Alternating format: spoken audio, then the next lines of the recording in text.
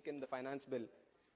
As members from Andhra Pradesh, especially from different parties, have been speaking about this finance bill or demand for grants for the last 7 years since the bifurcation of Andhra Pradesh, the demands have still remained the same, and I would like to just repeat some of them, which are very, very important even today, which is the special status bridging of resource gap, Polavaram project, formation of railway zone, metro, road, rail projects, establishment of Vizag-Chennai corridor, construction of educational institutions, and many more.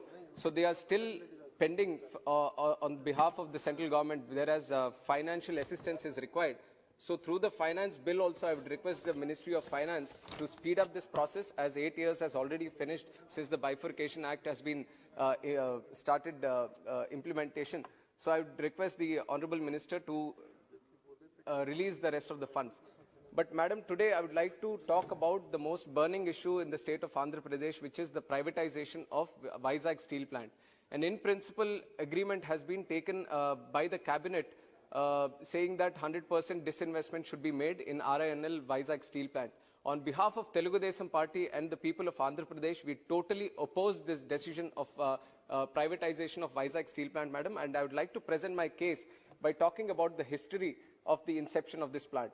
Around 7 to 8 years, under the slogan of Vishaka Ukku Andhrula Hakku, which means the steel of Vizag is the right of Andhra, the people of both Telangana and Andhra Pradesh came together and fought with the center for the establishment of the steel plant. 32 people have lost their lives. 22,000 farmers have donated their lands for the establishment of this plant. So today, even if the owners of this plant is the central government, they have to realize that it was made on the sacrifices of the Telugu people, Madam. If the central government has a big heart, then they would realize that privatization of this Vizag steel plant is not the right decision, but I see that they have conveniently ignored all the emotions and sentiments of the Telugu people, and they are going with a separate argument. And one of the arguments being made is that Vizag steel plant is a sick unit. I beg to differ, Madam. I'd like to place some of the stats on record, where it is between 2000 and 2015, the turnover has been 1.4 lakh crores and profits after taxes of 12,600 crores. And for 13 consecutive years, it exceeded 100% capacity utilization. Vizag steel plant has achieved an all-time high of 1.3 million tons in exports. And recently, in times of COVID also, the workers have worked putting their lives at risk. And December 2020, profit of 212 crores. Jan 2021, 134 crores profit. Feb 2021, 165 crores profit. And this present month, they are expecting 300 plus crores profit. So I beg to differ whenever they say that Vizag steel plant is a sick unit. And the second argument being made by the central government often when it comes to disinvestment of PSUs is that we shouldn't waste taxpayers' money in these sick units. First of all, I explained it's not a sick unit, but the second argument where taxpayers' money is being used. I'd like to present my case here also. Since the inception of the Vizag steel plant, the contribution from the central government to the plant has been 4,900 crores in terms of equity and 1,300 crores in terms of restructuring package. So the total amount given is 6,200 crores. But what has the Vizag steel plant paid back to the central government? It is up to the tune of 43,000 crores. It is 5 times more than what the central government has donated, has given to the Vizag steel plant. So 43,000 crores in terms of taxes and dividends has been paid back. But what we request from the central government to do to the Vizag steel plant, there are a couple of demands, and these are not demands of just me or the people of Andhra Pradesh. Standing committees have demanded on behalf of Vizag steel plant that they have to be given captive mines. SAIL units, other steel plants, they are getting captive mines, they have captive mines, and they are getting per ton of steel at 1,500 rupees. Whereas Vizag steel plant, because it doesn't have the captive mine, it is getting at 7,000 rupees. And what is this amounting to? VSP loses 5,260 crores for every ton of steel it sells, and which is translated to a loss of 2,300 crores in the last fiscal year alone. So what we really request from the central government, if they want to help the Vizag steel plant, is that they should cater for captive mines for this and provide a level playing field just like other steel plants.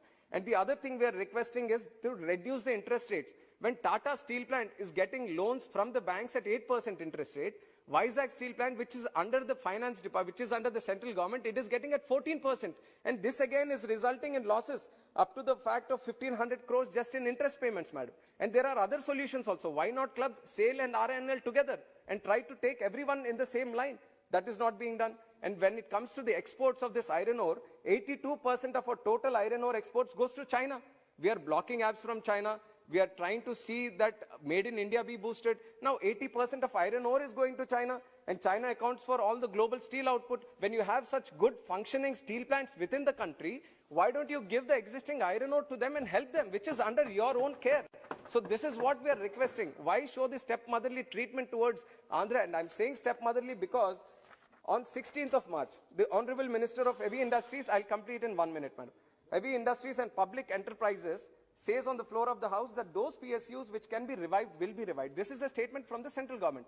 And where is it applicable? Only in Gujarat, madam. GSPC, which has been a SIC unit, ONGC acquired 80% of Gujarat State Petroleum Corporation for nearly 8,000 crores. ONGC even pays 1,300 crores. So this attitude is being shown to PSUs in Gujarat. Why not to the plants in Vizag? Why this stepmotherly treatment? The central government talks about one nation, one election, one nation, one ration, and so many things which should be in one nation, one constitution.